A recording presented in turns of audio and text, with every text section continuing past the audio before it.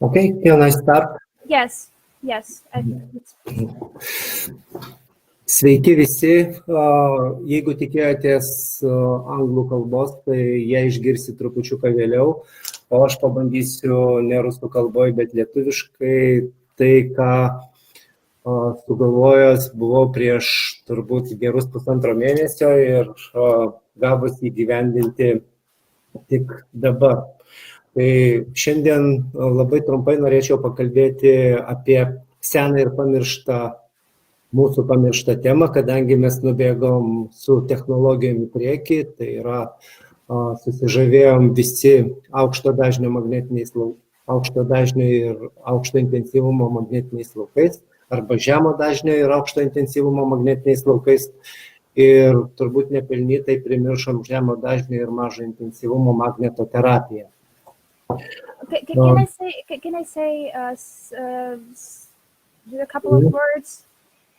If you have questions, please participants, if you have questions, you can write them down to chat. We will then ask our medical department or Alvydas will answer them. Thank you.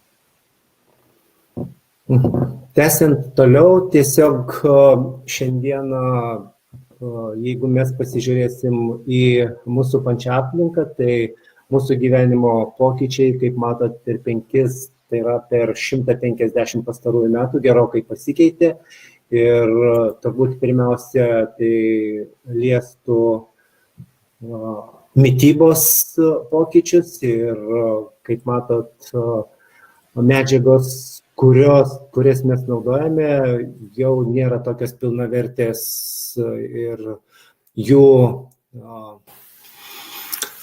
naudingumas turbūt sumažėjo 15 kartų.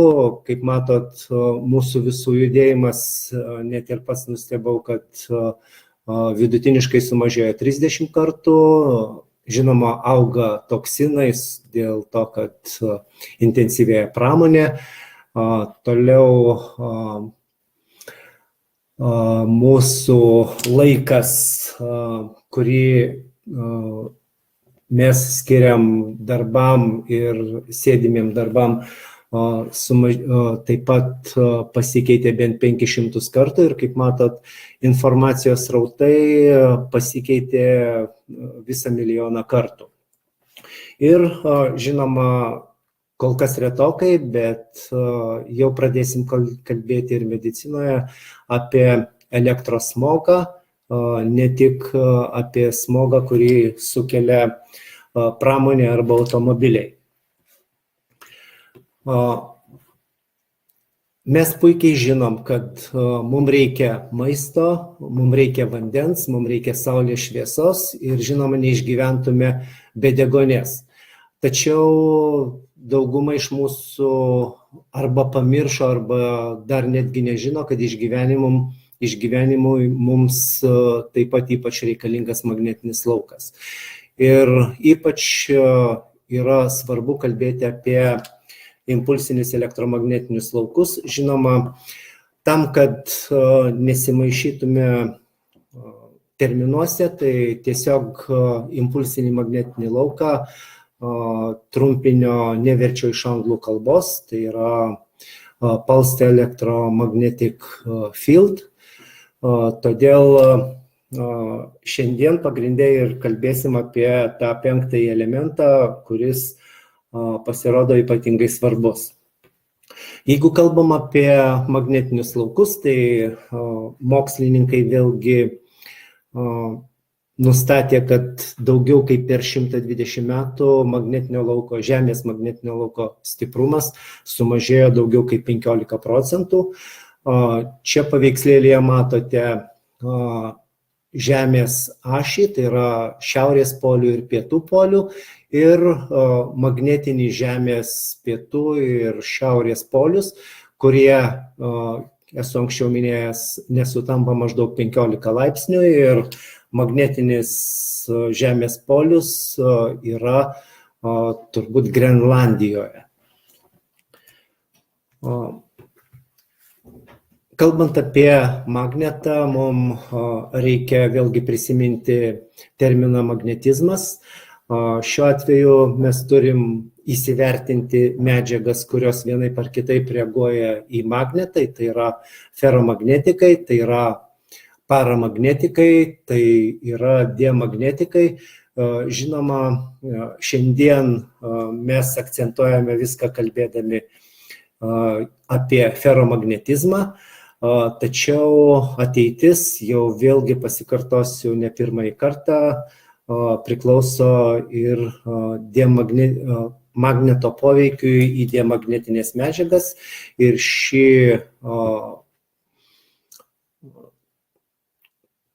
šį terminą vadinčiau diamagnetizmu. Kalbant apie, kažkas vis bėga atgal, taip, kalbant apie geomagnetizmą, vėlgi noriu pažymėti, kad geomagnetinio lauko stipris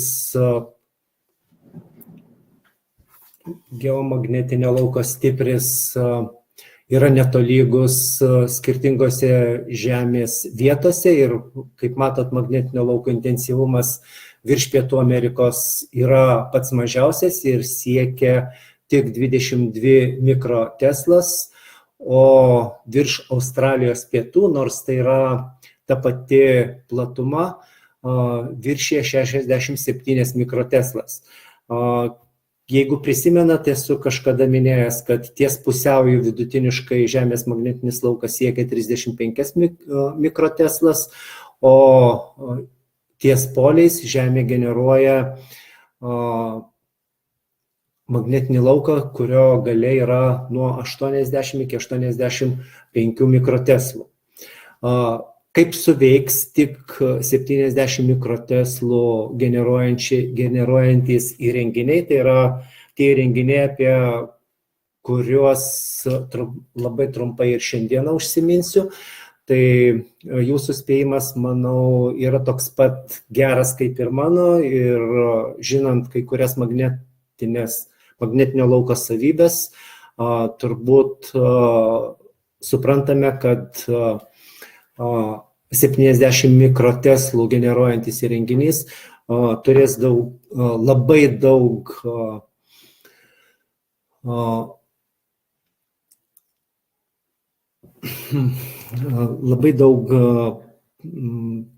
placebo ir likusi maža dalelė bus tik tai magneto poveikis. Kas yra magnetoterapija? Neapsistosim, tai skaidruolė kartojasi eilę kartų. Tiesiog tai yra metodas lengvai atliekamas, veikiamos medžiagos, nesritis, bet veikiamos medžiagos. Tai yra judrios organizmo terpės ir elektrai laidžios organizmo terpės ir šalia to medžiagos, kurios turi feromagnetinės savybės. Ir koks yra poveikis? Poveikis, šiandien norėčiau nevardinti šitų trijų poveikių, bet tiesiog paminėti tai, kad pirmiausia, tai yra uždegimą moduliuojantis poveikis ir antrasis poveikis, tai yra gijimo procesus skatinantis poveikis.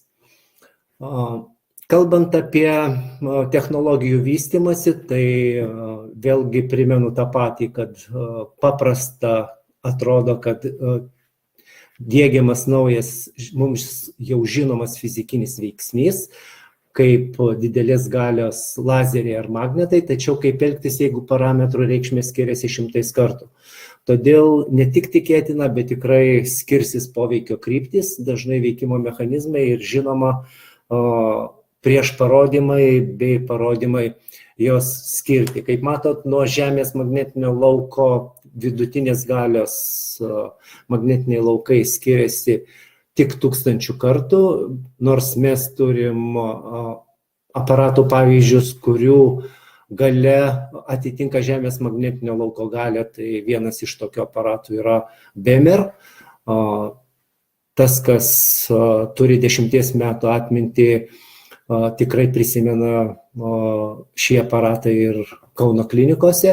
Ir žinoma, didžiuojamės turbūt, kad vieni iš pirmųjų pradėjom naudoti didelės galios arba aukšto intensyvumo magnetoterapijos aparatą, kuris yra būtent čekų gamybos BTL firmos. Nuo kokių veiksnių priklauso fiziologinis ir gydomasis magneto poveikis? Tai turbūt visos magnetinio lauko savybės, tai yra pirmiausia magnetinio lauko intensyvumas. Prisimenat, tai yra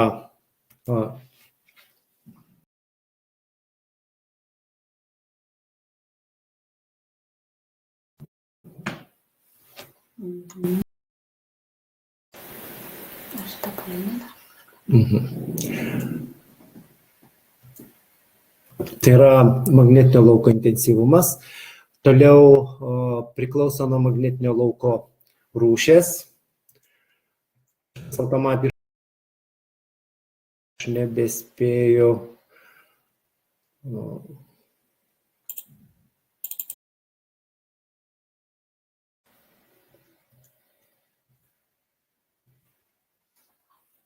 Jau pabėgau, labai atsiprašau už nesklandumus, bet vienas kitas jų bus. Tai yra magnetinio lauko rūšys. Pirmiausia, kintamas. Kintamas gali kintamas, toliau pastovus ir impulsinis. Jeigu kalbam apie impulsinį magnetinį lauką, tai jisai gali būti impulsinis pastovus ir dar impulsinis judantis arba bėgantis magnetinis laukas. Toliau magnetinio lauko forma, kalbėsiu trupučiuką vėliau, apie dažnius taip pat nepamiršim kalbėti ir veikiamų audinių magnetinės savybės, tai yra feromagnetikai ir diamagnetikai šiandien turbūt dėmesio centre, nebūtinai šio mano pokalbio su jumis. Kad ir kaip džiaugtumėmės, kad magnetinis laukas pakankamai intensyviai naudojamas jau daugiau kaip 150 metų, tai yra tada, kada buvo pagaminta kintama elektros srovė. Tačiau, kaip matot, nėra pakankamai informacijos, kad galėtume teikti, kaip magnetai gali veikti organizmą, gydant ligas ir skausmą. Nors per paskutinius 30 metų daugiau kaip 10 000 tyrimų buvo publikuota ir iš 10 000 tyrimų apie 600 tyrimų buvo atlikti universitetuose, atliekant tyrimus dvigubai aklų metodu. Nuo ko priklauso organizmo reakcija į magnetinį lauką? Tai pirmiausia nuo organizmo funkcinės būklės, nuo paciento jautrumo pačiam magnetiniam laukui. Prisimenam visi, kad turbūt yra tiek jautrių vyrų, tiek jautrių moterų, tai jie greičiausiai reaguoja į magnetinio lauko pokyčius arba anomalijas. Toliau organizmo reakcijų faziškumo, paties magnetinio lauko savybių. Daugelis organizmo reakcijų turi slenkstinį arba rezonansinį atsaką į magnetinį lauką ir magnetinis laukas turi liekamą įveikimą, apie kurį taip pat pakankamai retai girdime ir gali tęstis net iki 6 dienų, nors intensyvus poveikis, kiek anksčiau esame kalbėję, tai užsitęsia vos 4-6 valandas, o po gydymo kurso, kaip matote, iki 1,5 mėnesio. Impulsiniai ir kintamieji magnetiniai laukai pasižymi stipresniu poveikiu į organizmo terpės nei pastovus magnetinis laukas. Kintamas ir pulsuojantis magnetinis laukas turi žymiai didesnį stimuliuojantį poveikį organizmui, aktyvindamas medžiagų apykaitą. Nepertraukiamas pastovus magnetinis laukas sustiprina slopinimo procesus centrinėje nervų sistemoje. Turbūt nepertraukiamas pastovus, nors jis šiek tiek ir kintamas, yra Žemės magnetinis laukas. Pripažinti 3 fizikinio impulsinių magnetinių laukų poveikio į organizmus mechanizmai. Tai yra magnetinė indukcija, magnetomechaninis poveikis ir elektroninė sąveika magneto mechaninio poveikio pasiekmėje. Magnetinio lauko poveikis pasireiškia kuo? Tai analgetiniu veikimu, vazodilatacija, spazmolitiniu aktyvumu, prieš uždegiminiu veikimu, gijimo proceso aktyvinimu ir edemas mažinančių poveikių. Tačiau turbūt ryškiausia mes turėtumėm akcentuoti, kad tai yra vazodilatacija, spazmolizinis aktyvumas, žinoma, uždegimo moduliavimas, to pasiekmė gijimo proceso aktyvinimas ir jau gijimo procesų pasiekmei edemas mažinantis poveikis. Pozityvus impulsinio magnetinio lauko poveikis tai yra raumenų gebėjimui susitraukti, kraujo cirkuliacijai, plus šalia to stimuliuoja ir eritropoeziją, atstato audinių pH į šarminę būklę, gali koreguoti nervinio impulso perdavimą, imuninė sistema veikia per hipofizės stimuliaciją, tas pasireiškia rezistentiškumo virusinėms ligoms, prieš uždegiminis tiek aseptinio, tiek infekcinio uždegimo atveju. Kalbant apie judėjimo atramos aparatą, tai pirmiausia didinamas kolageno kiekis, tai yra baltymas reikalingas mūsų judamojo atramos arba jungiamojo audinio atsistatymui, blokuoja parathormono receptorius ant osteoblastų membranos, tuo gerindamas kaulinio audinio struktūrą ir turbūt pirmoji iš tokių garsių organizacijų, kuri pripažino šį magnetinio lauko poveikį, tai buvo FDA ir tai atsitiko apie 7 praėjusio šimtmečio dešimtmetį, kai tyrimas, tai yra, kai gydymo metodas buvo pripažintas veiksmingu. Koks magnetinio lauko poveikio efektas? Tai yra pirmiausia pasižymi dvigubų, tai yra greitas terapinis efektas ir šitas aiškinama labai paprastai ir aiškiai, tai yra noradrenalino ir kortizolio mažėjimu ir serotonino, endorfinų ir enkefalinų padidėjimu. Lėtas terapinis efektas siejamas su centrinė nervų sistema, tačiau kokie biologiniai, tai yra biocheminiai ir neuroniniai pokyčiai konkrečiai sukeliami, dar kol kas niekas labai tiksliai pasakyti ir nebegali.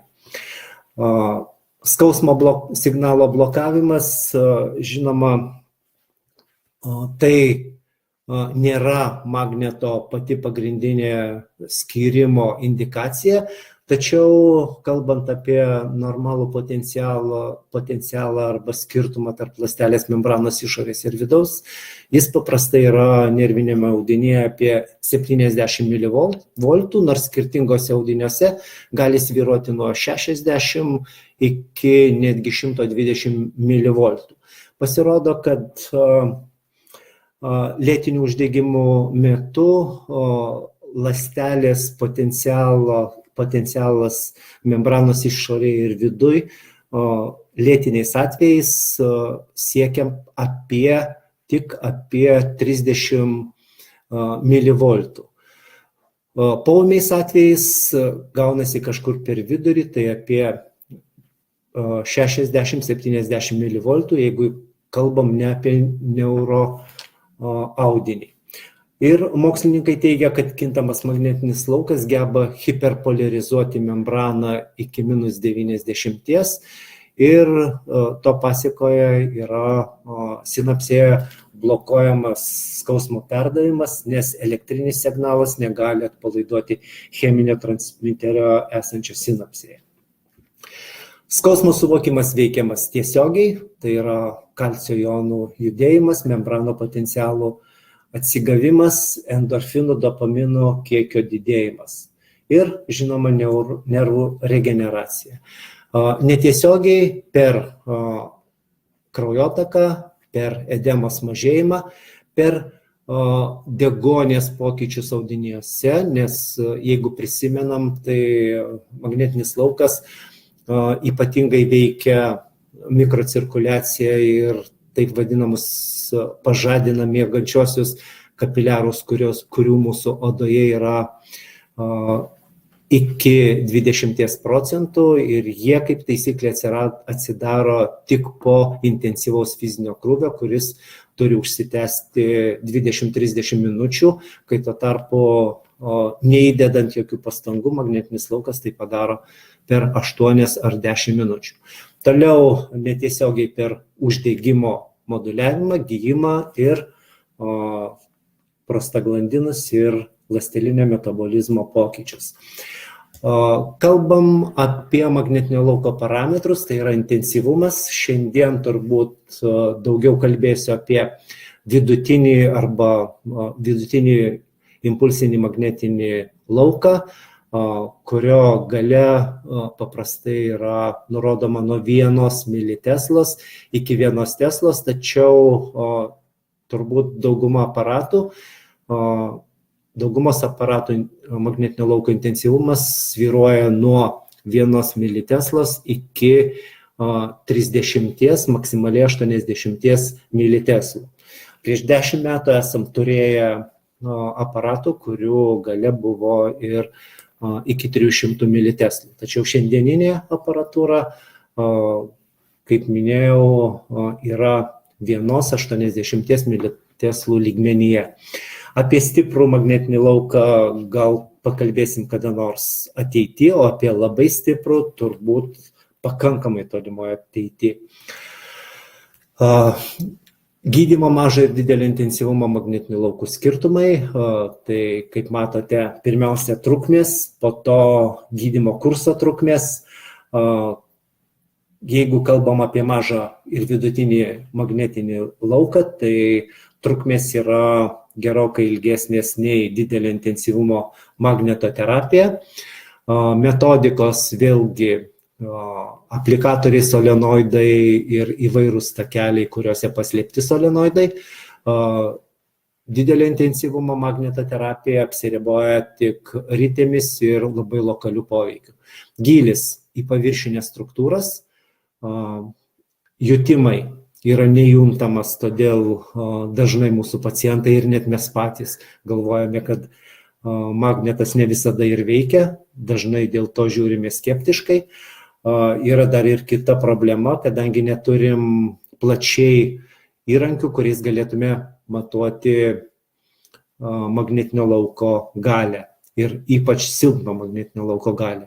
Poveikis: mikrocirkuliacija, kraujo reologinės savybės, kraujotaką gerinantis vazodilatacinis, nuskausminantis priešuždegiminis veikimas, bet akcentuočiau, tai yra kraujotaką gerinantis ir vazodilatacinis poveikis ir impulsinis magnetinis laukas mažina osteoklastų aktyvumą, todėl lengvina osteoido arba naujos kaulinės struktūros formavimąsi bei stimuliuoja angiogenezę. Veikiami plotai. Didelis plotas, praktiškai visas kūno paviršius ir kai kurie autoriai sako, kad magnetinis laukas pakrauna mūsų baterijas, o tų baterijų, tai yra ląstelių, į kurias paveikia mažo intensyvumo magnetinis laukas, sudaro milijardai. Kalbant apie impulso formą, tai impulsų dažnis yra labai svarbus impulsinio elektromagnetinio lauko terapijai. Be dažnio kiekvieno impulso faktinis impulso plotis yra labai svarbus, nes nuo pločio labai dažnai priklauso pernešamos energijos kiekis. Ir būtent nuo pločio priklauso, kad tos energijos būtų pakankamai perduodama į kūną. Pirmiausia, kokios yra magnetinių bangų formos, naudojamos impulsinės magnetoterapijos įrenginiuose. Tai, kaip matot, yra pagrindinės 4 formos, tai yra raudona sinusoidinė banga, žalia sunkiai matosi, tačiau tai yra vadinama kvadratinė banga, mėlynos bangos formos yra trikampė banga ir violetinė yra pjūklo formos banga. Jeigu kalbam apie sinusoidinės bangas, tai jos yra tikrasis pagrindinis arba statybinis pagrindas, sudarantis beveik visas kitas periodinės bangų formas, įskaitant, aš sakyčiau, išvestinės formos, tai yra kvadratinės, trikampio ar pjūklo formos bangos. Žemo ir aukšto dažnio magnetiniai laukai, šiuo atveju ne labai aukšto dažnio, o tik aukšto dažnio, tai žemo dažnio magnetiniai laukai yra išskiriami iki 100 Hz ir ypač tinka sergant lėtinėmis ligomis ir esant bendriems negalavimams. Todėl aparatą galima iš esmės taikyti gydymui bet kuriai kūno vietai. Aukšto dažnio magnetoterapijos prietaisai viršija 100 Hz dažnį ir daugiau naudojami lokaliems negalavimams ar ligoms, tokiu būdu veikiama giliau, bet ne taip plačiai. Jie ypač skirtini vietiniam ir ūmiam skausmui. Toliau kalbant, tęsiant dažnio temą, tai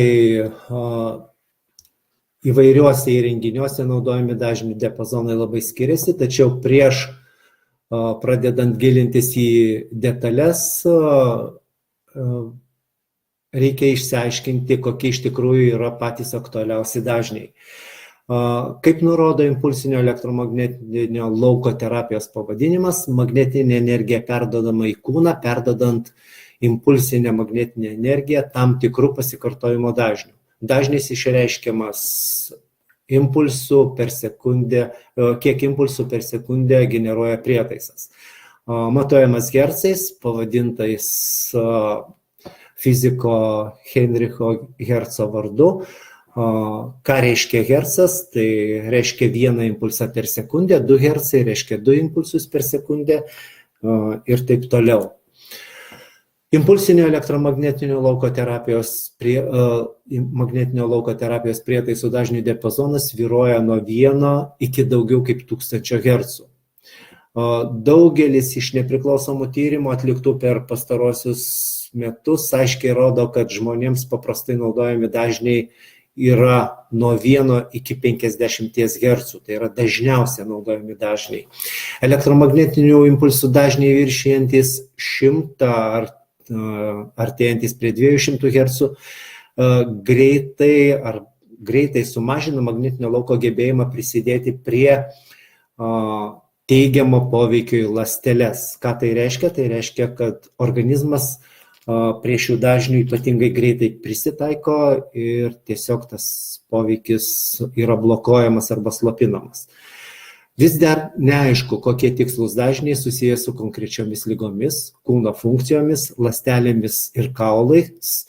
Kai kurie autoriai nurodo, kad svarbesni yra 1,15 Hz dažnio diapazonai, o kiti teikia pirmenybę 10-50 Hz diapazonai. Svarbu suprasti, kad kiekvienas žmogus individualiai tos pačius pulsuojančius dažnius ir reaguoja. Taigi teigti, kad konkretus dažniai atitinka tam tikras ligas, tikrai būtų klaidinga. Mes galime orientuotis, tačiau tik orientuotis. Jei norime, kad impulsinis magnetinis laukas ir jo poveikis būtų optimalus, per tą pačią procedūrą arba terapijos seansą turime taikyti įvairius skirtingus dažnius. Kūnas prisitaiko prie vieno pulsuojančio dažnio jau po poros minučių, gaila, kad nepažymėjau raudonai, o prietaisai turintys tik intensyvumo nustatymo keitimą, bet negalintys keisti dažnio, tai yra laikantis vieno dažnio modelio, tampa neveiksmingi, visiškai neveiksmingi per 10 minučių. Dažnio moduliavimą reikia atlikti nemaišant skirtingus dažnius to paties impulso metu, bet keičiant dažnį arba impulsų dažnį kas porą minučių. Jeigu dirbote su BTL, tai pastebėjote, kad BTL, cis BTL tai ir daro, kas 1,5 ar 2 minutės. Prietaisai naudojantis tik vieną konkretų pulso dažnį visą gydymo laiką verčia gamintojus rekomenduoti. Ir mes patys susidarėme su tuo, kad rekomenduojami terapijos seansai 1, o kartais 2 kartus per dieną, tik po 8.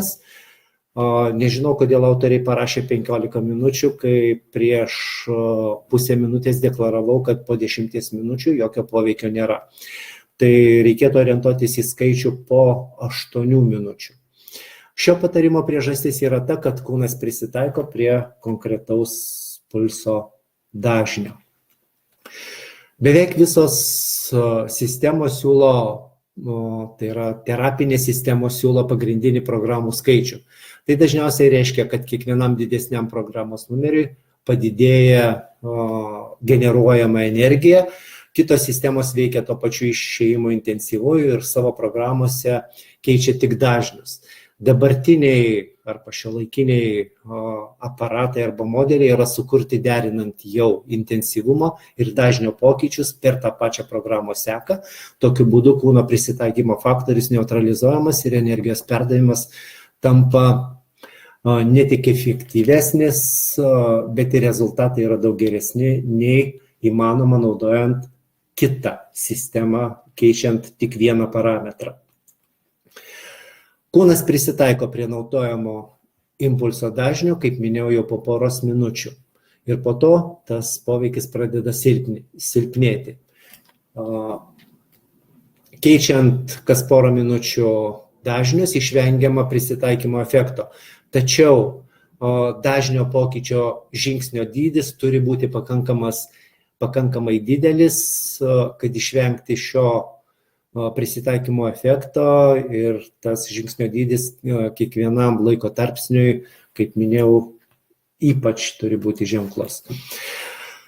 Kas žinoma ir ką deklaruoju ir savo kolegom ir rezidentam, tai yra žemo dažnio kintamo magnetinio lauko indikacijų ryšys, ką teko rasti jau turbūt prieš daugiau kaip 10 metų, tai ūmios uždegiminės būklės ir ūmus skausmas. Indikacija hercažas nuo 3,5 iki 7 Hz, lėtinės būklės hercažas 14-28 Hz, vazokonstrikcija, konkrečiai vazokonstrikcija 5 Hz, vazodilatacija 10 Hz. Kadangi prieš tai minėjau, jog biologinis efektas pasiekiamas per 8 minutės, tai po 10 minučių ilgesnė procedūros trukmė nėra būtina. Jeigu mes pratęsim procedūrą, pavyzdžiui, 20 minučių, tai poveikio trukmė bus ne 4 valandos, o, sakykime, 4 valandas 10 minučių, bet jokių būdų ne 8 valandas. Kokie yra magnetinio lauko privalumai? Tai yra geras ir tolygus magnetinio lauko skvarbumas per visus audinius, visiems žinoma tiesa. Galimas nekontaktinės gydymo metodikos ypač patrauklu, suderinamumas su kitais fizikiniais veiksniais ir medikamentais galimas. Žinoma, jeigu kalbam apie mažą intensyvumą, tai praktiškai medikamentinis gydymas tikrai blokos, jeigu ne 90, tai kartais ir visų 100% mūsų procedūros poveikį. Mažas prieš parodymų skaičius, kartais mes patys sakom, kad jei nėra prieš parodymų, tai ar yra teigiamas efektas, sukeliamas teigiamas efektas. Ir magnetinė indukcija aparatuose skirtose gydymui kintamų magnetinių laukų yra mažo intensyvumo ir svyruoja maždaug iki 100 militeslų. PSO duomenimis, tai yra jau daugiau kaip 40 metų senumo duomenys, nėra žalingo poveikio mūsų organizmui, jeigu magnetinio lauko galia yra iki 2 teslų. Kokie yra trūkumai? Tai yra pirmiausia magnetinio lauko pokytis.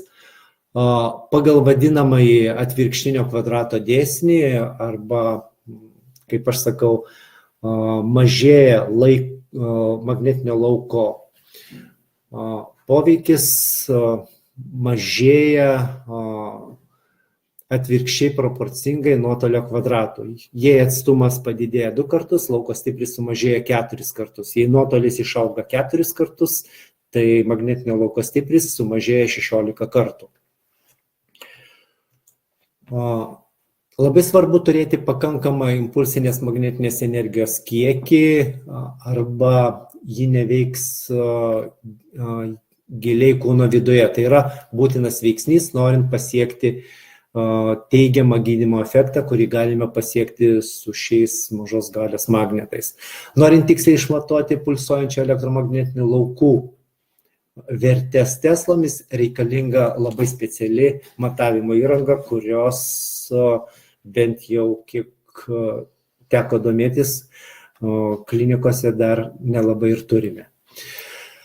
Toliau iš parametrų yra indukcija. Kas tai per reiškinys? Tai yra impulsinių elektromagnetinių laukų indukcijos greitis yra labai svarbus veiksnys, sėkmingai magnetinė energija skverbiantis giliau į kūno ląsteles ir kartais siekiant kaulus.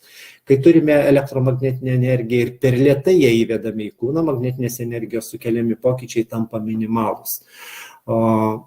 Tokios indukcijos pavyzdys geriausias turbūt yra šiuolaikiniai MRT arba magnetinio rezonanso vaizdavimo aparatai, kurie yra skirti diagnostikai. Kalbant apie rites, čia matome cilindro formos ritės magnetinio lauko linijas. Raudonas stačiakampis rodo kūno padėtį, kuriam taikoma impulsinio elektromagnetinio lauko terapija. Kaip matote, jeigu solenoido viduje yra mūsų kūnas, tai mūsų kūną veikia pakankamai intensyviai magnetinis laukas esantis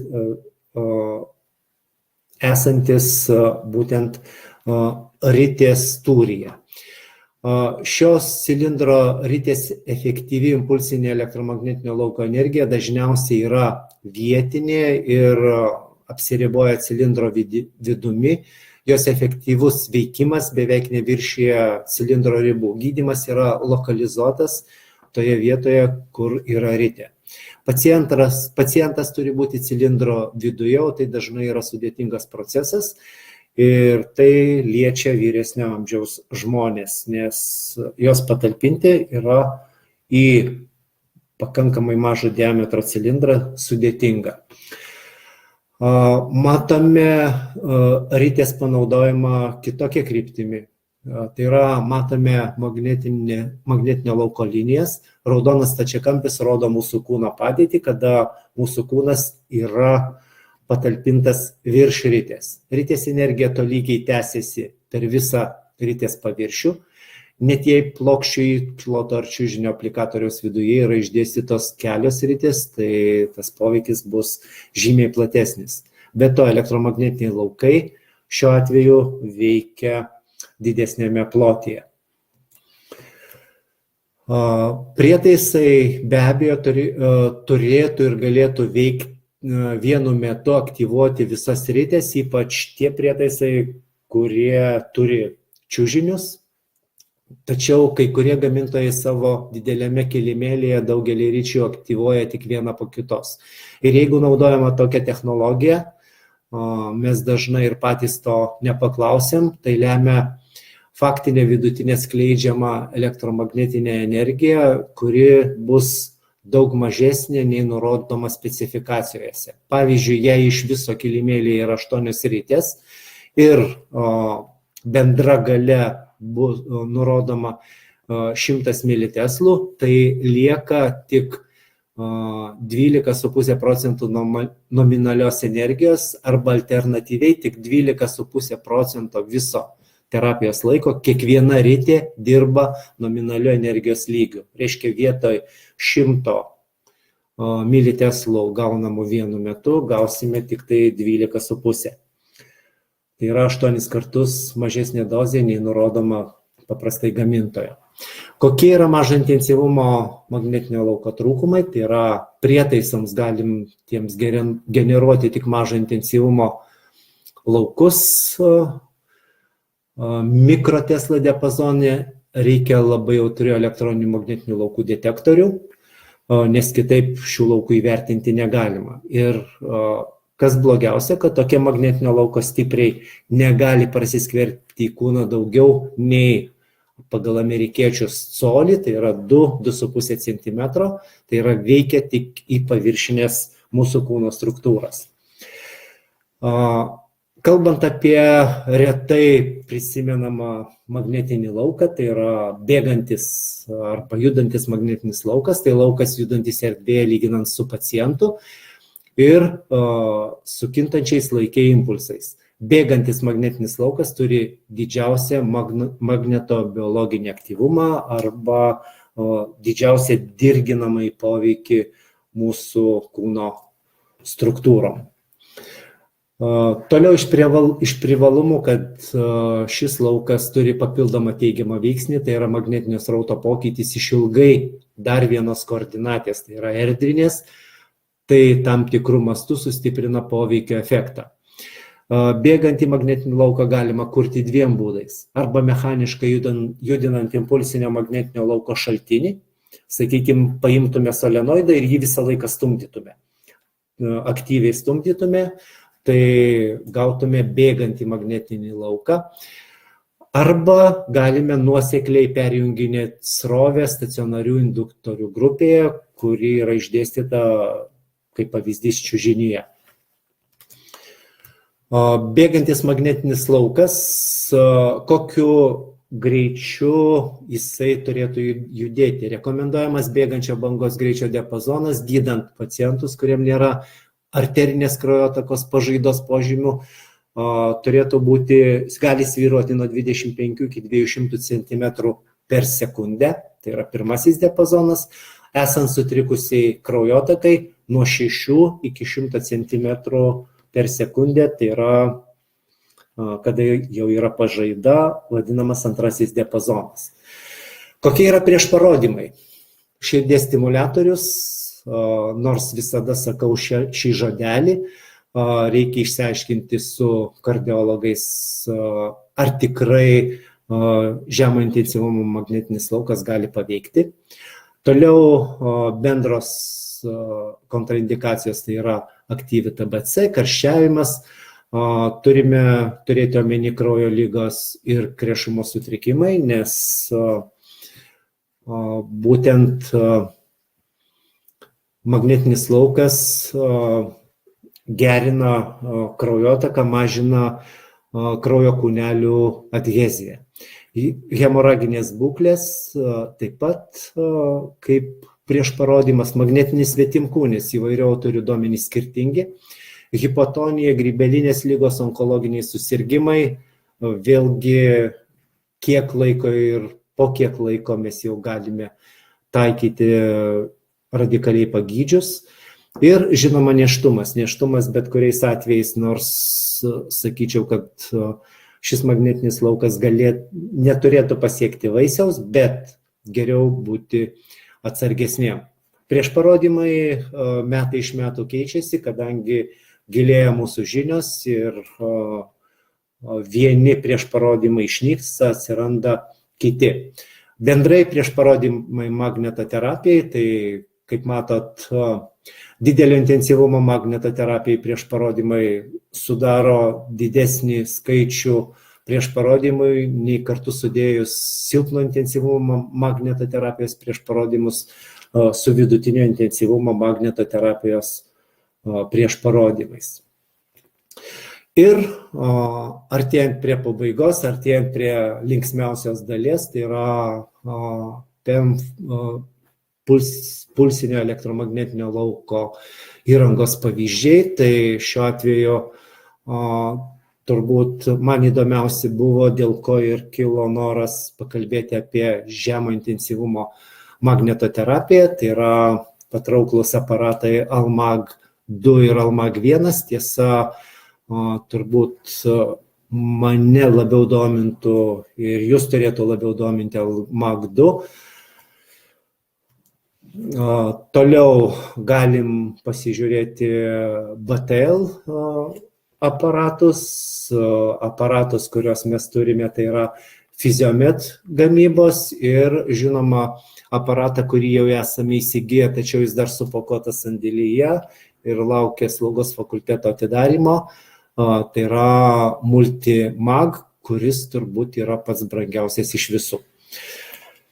Ir kadangi pakalbėjau bent 15 minučių ilgiau nei buvau įsipareigojęs, tai klausimus galėsit man pateikti, nežinau, gal po sekančio pranešėjo. Sekantis pranešėjas tai yra duoklė organizatoriam, tai yra šiuo atveju organizatorius yra magnetoterapijos aparatų gamintojas, kuris norėtų pristatyti būtent savo gaminius ir vienas iš tų gaminių, kaip paskui galėsim pakalbėti, patrauklus gaminys, bent jau man atrodo, Almag 2.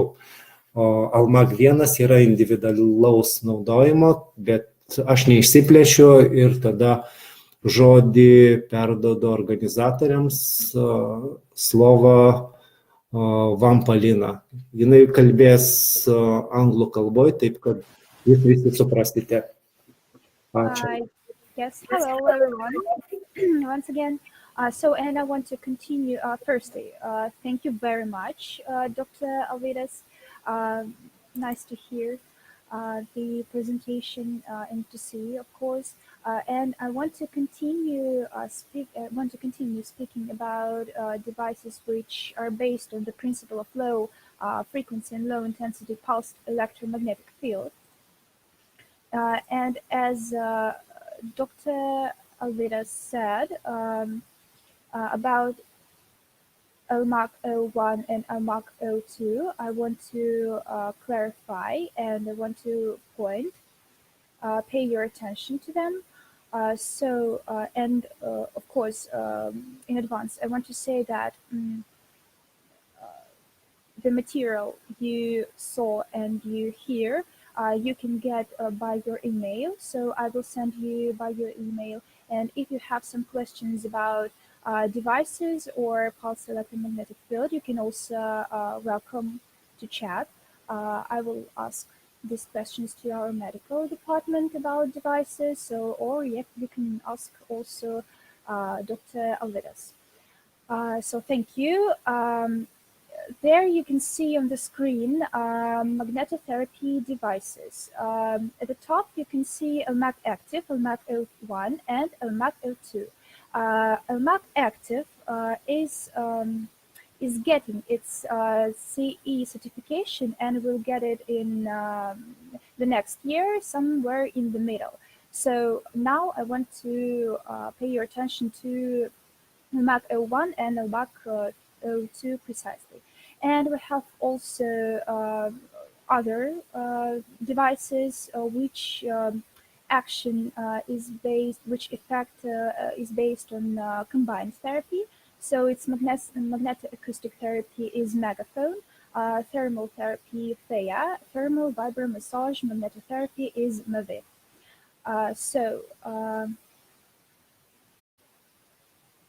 A little bit about our enterprise, about our factory. As you can see there on the screen, a short history of it, but as you see, the history started in 1980, so the factory has 40 years history. We work with many partners abroad and native partners, so you're also welcome. There you can see what's PEMF therapy, but I think Dr. Alvidas has clarified this theme, so I don't need to repeat it. So, as to advantages of Illumet PEMF devices precisely, so you can be sure that they are reliable and safety. Clinically, the indications are clinically approved, so we have medical trials. You can also be sure about being supported by your personal manager. We also have our own research and development center department and medical department. And of course, if it is necessary, we can provide remote training for your clients or for you upon requests. It's free of charge, so welcome. Let's begin with LMAC02. There you can see the components and design of LMAC02. You can see local emitters, control unit, flexible emitting line, main emitter, which consists of 4 emitting lines. First of all, of course, I want to speak about therapeutic effects. You also can see and read it from the slide. We'll try to do that.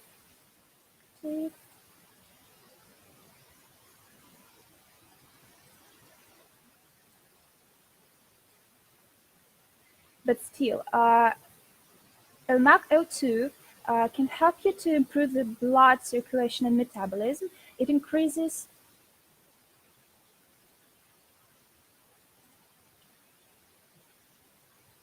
sorry for some technical problems.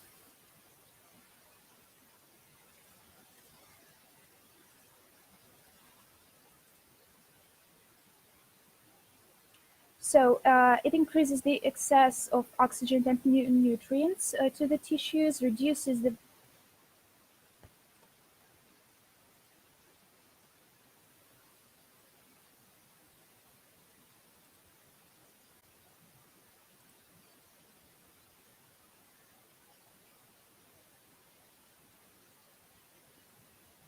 sorry.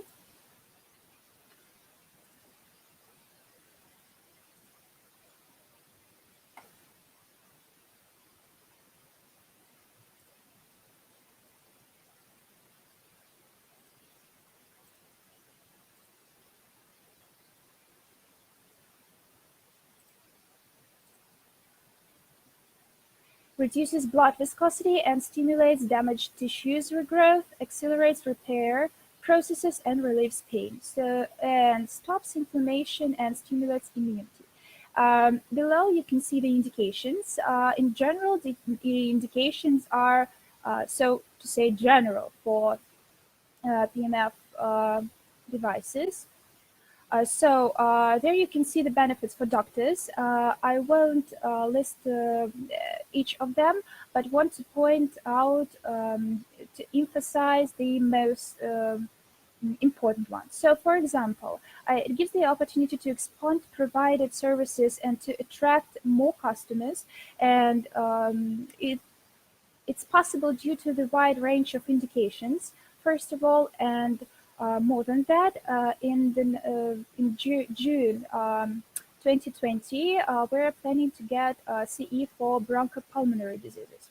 So we can treat bronchopulmonary diseases now already. So, but CE certification we'll get next year. Of course, each indication is proved by medical trials, and they are, by the way, they are available upon request. So you can ask us for medical trials. The using of LMAC makes it possible to have contact. Also, it can provide doctor perform some other activities during the procedure. It can be used through cloths, balls, and even plaster. So durable construction, easy to disinfect, and of course it is cost effective because of long service life and because of its full set.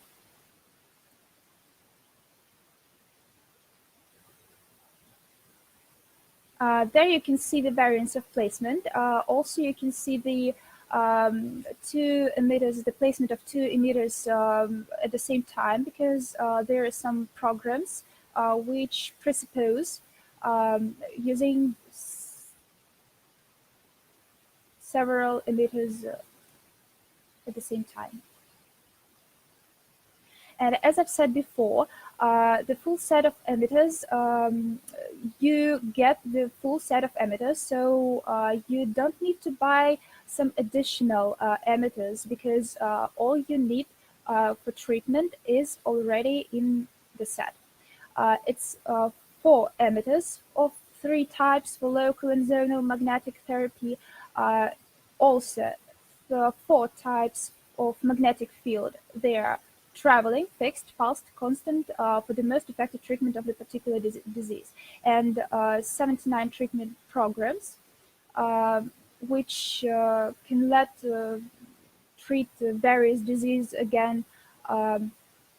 Its portability can provide easy transferring to a bedridden patient. Indication is 20 450 Gauss. It's from 2 to 45 millitesla, and frequency is from 1 to 100 hertz. As to medical trials, as I've said, they are available upon request, and they are a list, enumerated list of diseases.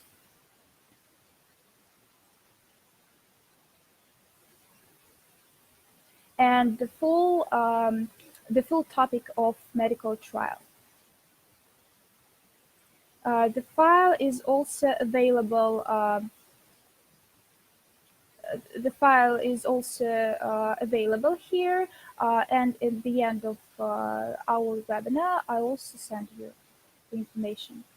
So as to Mako 1, its design and components. So you can see that it's rather simple device. So, and due to it can be used both at home and in the hospital. As to the therapeutic effects, it relieves pain, swelling, and inflammations, enhances the effectiveness of drug therapy as part of complex treatment. It normalizes blood pressure, restores the mobility of the joints and spine, enables movements, and provides sedative effect on the central nervous system. As to the key benefits for clients, for doctors in general, they are the possibility to treat several diseases with one device. So it doesn't cost effective habituation. It can be used for children from 2 years old. It is simple to operate. It's easy to disinfect. It's also cost effective because of its service life and the help from us, of course, from personal managers, because we can provide remote training for free upon request. And of course, it can be used alone, sole, and as a part of complex therapy, for example, with pharmacy. There you can see the variants of placement. So the knee, the head, the back. As to the some advantages, some key features, you can see them all also in the slide. It's portability, of course, durable construction, can be used by all family members at home, because it can be used for children from 2 years old. There we can see pulsed traveling pulse magnetic field, induction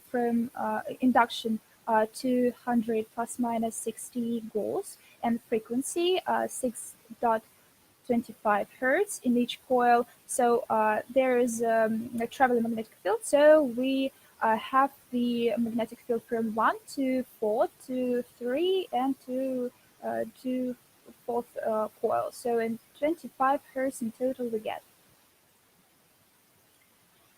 Also medical trials you can see there on the slide, and they also are available upon request. some more detailed information about medical trials. So, and of course, some additional devices which is based on not only on PMF but also acoustic therapy. So you can see them it on the slide. So in Megaphone, PEMF works to achieve analgesic and anti-inflammatory action, improves circulation, stimulates recovery.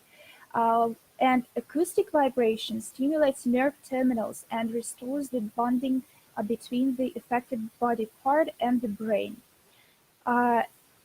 What are indications? Musculoskeletal system, neurological disorders, ENT diseases, respiratory tract diseases, dental diseases, post-traumatic conditions. And the main key feature that the positive effect is observed after the first session.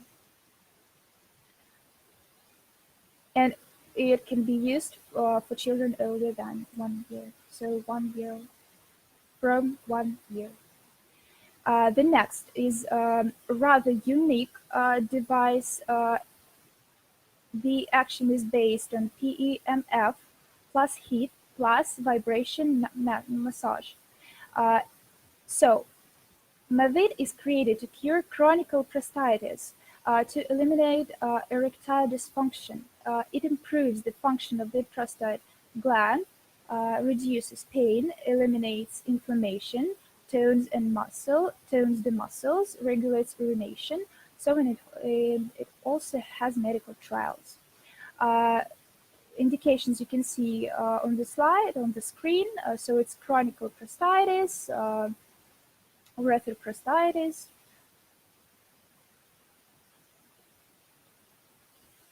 And as to key features, I want to emphasize that Mavit increases the effect of antibacterial and anti-inflammatory medicaments. The device does not require special medical knowledge or skills to operate. The applicator is made of material that does not cause discomfort during medical procedures, and significant amelioration comes after few treatment sessions.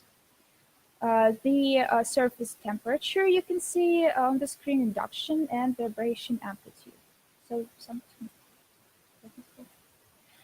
And the last but not the least device is based on thermotherapy for ENT diseases.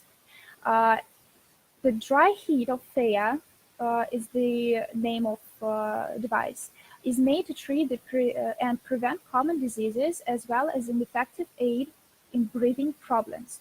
So you can see the indications: rhinitis, sinusitis, tonsillitis, and high effective and convenient therapeutic means for children and adults. So not only for children, but also for adults. Due to its portability and simply using, it's perfect for home use. It reduces consumption of nasal drops, so I think this is a problem of many people. And you can see that the surface temperature of the heating elements, it's controlled, and it's from 40 to 55 Celsius. So if you have questions, you are welcome. Thank you for being with us today.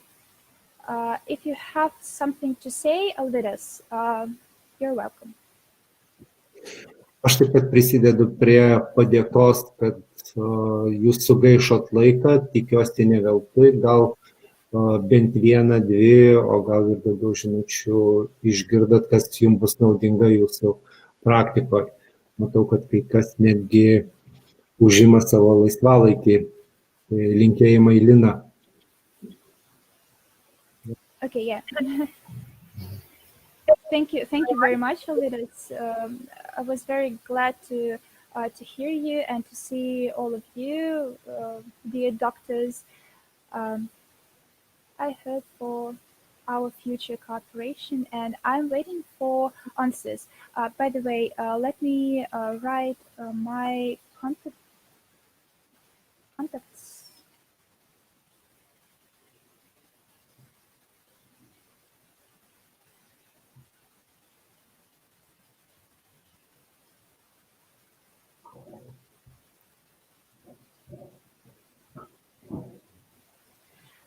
As to ophthalmology, yes, we have the device Ophthalmark, but now, if I'm not mistaken, it doesn't have CE certification. So if you are interested in Ophthalmark, you can write to my email.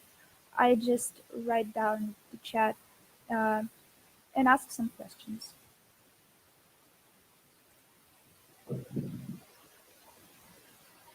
Yes, thank you. Yes, I hear that somebody wanted to ask something. No?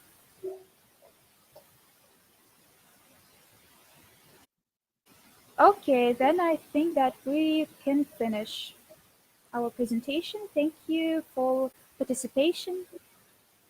And thank you, Alvidas, for the presentation and for hosting this Thank you, Paulina. webinar. Yes? Goodbye? Yes, thank you too. Thank you too.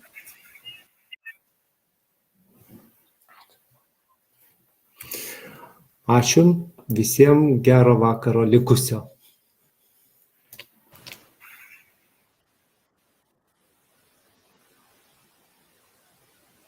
I see the question about tonometer. Yes, if you have some questions about it, you can also write to my email, and me and my colleagues will desirably answer you. So, goodbye.